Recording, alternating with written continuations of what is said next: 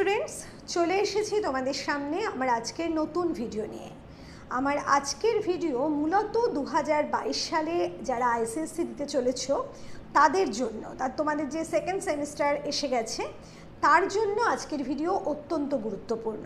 কিন্তু আমাদের আজকের ভিডিওর বিষয় কবি অমিতাভ দাশগুপ্তর খো-খো কবিতার 5টা খুব গুরুত্বপূর্ণ প্রশ্ন এবং তার উত্তর আলোচনা।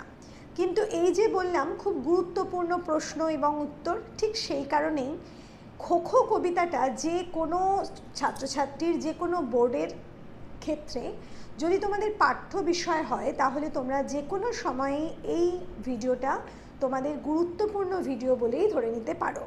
কারণ এখানে এমন 5টা প্রশ্ন এবং তার উত্তর আমি তোমাদের সামনে রাখবো যেগুলো খো-খো কবিতাটাকে সম্পূর্ণভাবে তোমাদের সামনে তুলে ধরবে এবং আমি সম্পূর্ণ গ্যারান্টি দিয়ে বলতে পারি যে খো-খো কবিতার যে কোনো প্রশ্ন আসুক না কেন তোমরা খুব সহজেই এর উত্তর লিখে আসতে পারবে।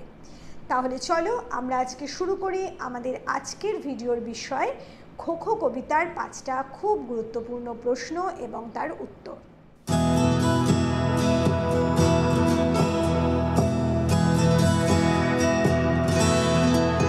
তবে সম্পূর্ণ প্রশ্নোত্তরে চলে যাওয়ার আগে আমি আমার সেই ভিউয়ার্সদের বলবো যারা আমার ভিডিও দেখছো, তাদের ভালো লাগছে কিন্তু লাইক করছো না, তারা অবশ্যই আমার ভিডিওতে একটা লাইক করো। সেটা আমার জন্য ইন্সপিরেশন হয়ে দাঁড়াবে, কারণ আমি বুঝতে পারবো যে আমার ভিডিওটা তোমরা কতজন পছন্দ করেছো।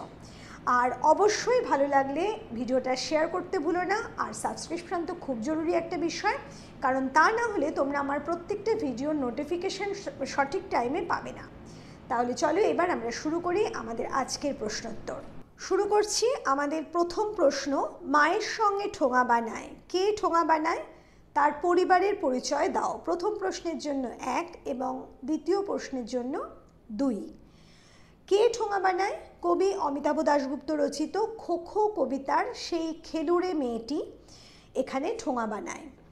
আর তার পরিবারের পরিচয় দাও। সেক্ষেত্রে তোমরা পরিবারের পরিচয় প্রথমেই পেয়ে গেছো যে মেয়েটার পরিবার ছিল অত্যন্ত দরিদ্র। বনগা নামক কোনো এক প্রত্যন্ত গ্রামে তারা বাস করত। তার বাবা চৌমাথায় সকাল সন্ধে হকারি করত আর দাদা ছিল সম্পূর্ণ বেকার। একমাত্র বোন বিদ্যালয়ের 5ম শ্রেণীতে পড়ত। অভাব দূর করবার জন্য ওই মেয়েটা রাত্রে মায়ের সাথে ঠোঙা বানাতো, যা বিক্রি করে সামান্য রোজগার হতো তাদের। আর ঠিক বিকেল হলেই তাকে চলে যেতে হতো খেলার মাঠে, কারণ খো-খো খেলাই তার জীবনের একমাত্র স্বপ্ন। সে মনে করত এই খো-খো খেলেই সে একদিন সমগ্র পৃথিবীতে তার নামকে ছড়িয়ে দিতে পারবে। এই হচ্ছে আমাদের সেই খো-খো খেলুড়ে মেয়েটির পরিবারের গল্প। এরপর চলে যাব 2 নম্বর প্রশ্নে। হাত ঝুমঝুম পা ঝুমঝুম শিয়ারামের খেলা। কবি এই কবিতায় শিয়ারামের খেলা শব্দ দুটো কেন ব্যবহার করেছেন? আবার আমি নতুন করে কবির নাম কবিতার নাম বলবো না, এটা তোমরা শিখে গেছো কিভাবে লিখতে হয়। আমি শুধু উত্তরটা কিন্তু এক্ষেত্রে বারবার বলছি। আচ্ছা, আমরা জানি পুরাণে রাম ও সীতার যে গল্প আমরা পেয়েছি রামায়ণে, সেখানে রাম এবং সীতা একে অপরের পরিপূরক। রাম ছাড়া সীতা অপূর্ণ, সীতা ছাড়া রাম অপূর্ণ। সেদিক থেকে লক্ষ্য করলে শিয়ারামের খেলা শব্দটা কবি সেই দৃষ্টিকোণ থেকে ব্যবহার করতে পারেন। কারণ এখানে অন্যদিকে আবার দেখা গেছে খো-খো খেলার মধ্যেও আছে 2টো দল, যে দল দুটো একে অপরের পরিপূরক, অর্থাৎ 2টো দল না হলে এই খেলাটা সম্পূর্ণ করা সম্ভব নয়। আবার উত্তর ভারতে দড়ির ওপরে হেঁটে একরকম খেলা দেখানোর প্রচলন আছে, যে খেলা মৃত্যুকে হাতে করে খেলার মতোই খুবই কঠিন। এখানে মেয়েটির কঠিন জীবন সংগ্রামের পাশাপাশি খো-খো খেলা ছিল, সেই কথাকে মাথায় রেখেও কবি এই শিয়ারামের খেলা কথাটা ব্যবহার করতে পারেন। আবার আমরা দেখেছি জাগলিংয়ের খেলা। তোমরা সবাই জানো জাগলিংয়ের খেলা কি। সেই জাগলিংয়ের খেলা স্মরণ করেও কবি এখানে এই শব্দটা ব্যবহার করতে পারেন। এই বিভিন্ন রকম সম্ভাবনার কথা তোমাদের এই প্রশ্নের উত্তরের ক্ষেত্রে লিখতে হবে। চলে যাব আমরা এ পর্বের 3 নম্বর প্রশ্নে। বনগা থেকে বার্লিনে যায় সাধ্যি থাকে রোখো, কার কথা বলা হয়েছে? বনগা থেকে বার্লিন কথাটা বলবার কারণ কি? কেনই বা কবি বললেন সাধ্যি থাকে রোখো? রোখো শব্দটির অর্থ কী? কবিতার উদ্ধৃতাংশে সেই মেয়েটির কথা বলা হয়েছে যে অত্যন্ত পরিশ্রমের মধ্যে দিয়েও খো খো খেলোয়াড় হয়ে আন্তর্জাতিক স্তরে যাওয়ার স্বপ্ন দেখছে। এরপরের প্রশ্নের উত্তর, বনগা উত্তর 24 পরগনা জেলার একটা ছোট গ্রাম, আর বার্লিন জার্মানির রাজধানী। একটা গ্রাম আর একটা বিদেশি রাজধানী শহর, অনেক পার্থক্য। আবার অন্যদিকে বনগা থেকে বার্লিনের দূরত্ব অনেক বেশি। ওই ছোট্ট গ্রামের মেয়েটার জীবনচিত্র আর তার স্বপ্নের মধ্যেও ঠিক এতটাই দূরত্ব ও পার্থক্য। তাই সম্ভবত কবি বনগা থেকে বার্লিন শব্দটা কথাটা ব্যবহার করেছেন।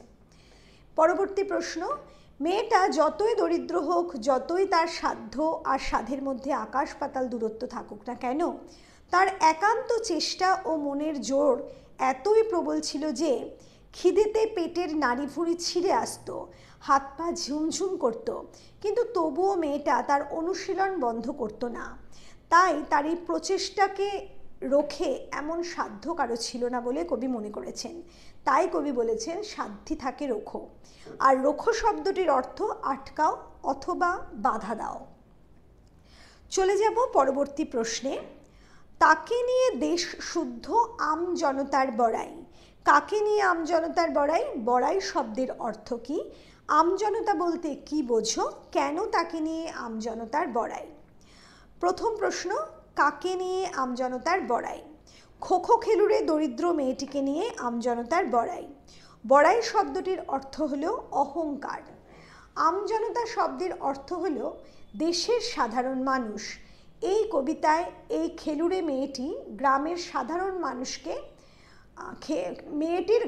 সাধারণ মানুষকে আমজনতা বলা হয়েছে। এরপর চলে যাব এই পর্যায়েরই পরবর্তী প্রশ্নে। সাধারণত সব গ্রামই বড় বড় শহরের আধুনিকতা থেকে পরিচিতির দিক থেকে অনেক পিছিয়ে থাকে। তাই সেখানে যখন ওই মেয়েটি খো খো খেলায় খুব ভালো, তার চেষ্টা পরিশ্রম এতই নজরকাড়া হয় যে তখন স্বভাবতই সকল মানুষের কাছে ওই মেয়েটা হয়ে ওঠে খুবই প্রিয়।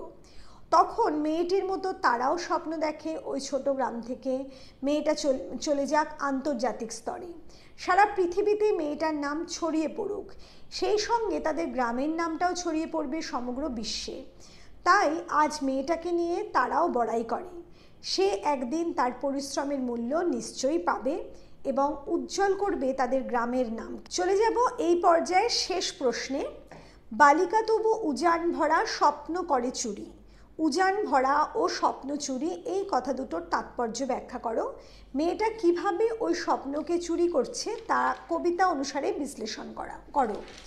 আচ্ছা, উজান শব্দটার অর্থ তোমরা সবাই জানো, আমার ভিডিওতেও আমি বারে বারে বলেছি। জোয়ারের জল যখন প্রচণ্ড গতিতে আসে তখনই উজান বলা হয়।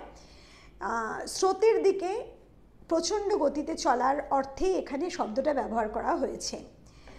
ওই মেয়েটার আর্থিক অসচ্ছলতা, তার অসহায়তা, দুঃখ সব কিছুর মধ্যে মেয়েটার খো খো খেলা ও সেই খেলার নাম করার স্বপ্ন, এই দুইয়ের মধ্যে আছে বিস্তর বৈপরীত্য। এখানে সেই বৈপরীত্য বোঝাতে নদীর উজান শব্দটাকে কবি ব্যবহার করেছেন। নেক্সট, স্বপ্ন সকলেই দেখতে পারে, কিন্তু ঘুমিয়ে দেখা অলীক স্বপ্ন আর বাস্তবে জেগে দেখা স্বপ্নের মধ্যে আছে অনেক পার্থক্য। এক্ষেত্রে খেলুড়ে মেয়েটার বড় নাম করার স্বপ্ন সহজে সত্যি হবে না। সমস্ত প্রতিবন্ধকতার মধ্যে দিয়ে ওই স্বপ্ন তাকে ছিনিয়ে আনতে হবে, বলতে পারো অর্জন করতে হবে। তাই কবি বলেছেন স্বপ্ন চুরি করে। অর্থাৎ চুরি করা কেন? ছিনিয়ে নেওয়া অর্থে। শেষ অংশের উত্তর, রাতে মেয়েটা তার মায়ের সাথে ঠোঙা বানায় সংসারে সামান্য সাহায্য করার জন্য। সকাল থেকে দুপুর সে অক্লান্ত পরিশ্রম, দুঃখ, কষ্ট সব সহ্য করার পর বিকেলে মাঠে নামে খেলতে। খেলতে খেলতে তার হাত পায়ে খিল ধরে আসে। কখন যে রাতের তারারা আকাশ ছেয়ে ফেলে, সন্ধে নামে তা তার খেয়ালও থাকে না, কারণ তাকে খেলতে হবে আন্তর্জাতিক স্তরে।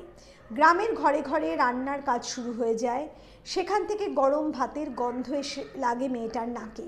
খিদের নাড়িভুড়িগুলো যেন সেই গন্ধে আরও লাফিয়ে লাফিয়ে ওঠে, কিন্তু তাতেও মেয়েটা ক্ষান্ত হয় না।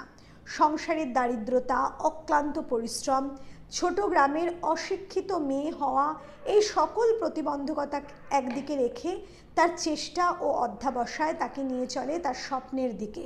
কবি আরও বলেছেন, একদিন ওই মেয়ের স্বপ্নের কাহিনী ছাপার অক্ষরে দেখা যাবে খবরের কাগজের পাতায়। এখানেই আমরা 5 নম্বর প্রশ্নের উত্তর শেষ করছি।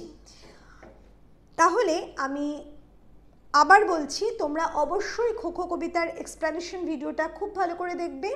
তারপর যদি এই প্রশ্ন উত্তরগুলো খুব ভালো করে একবার ঝালিয়ে নাও, তাহলে খোখো কবিতার কোনো প্রশ্নের উত্তরে তোমাদের কোনো রকম সমস্যা হবে না।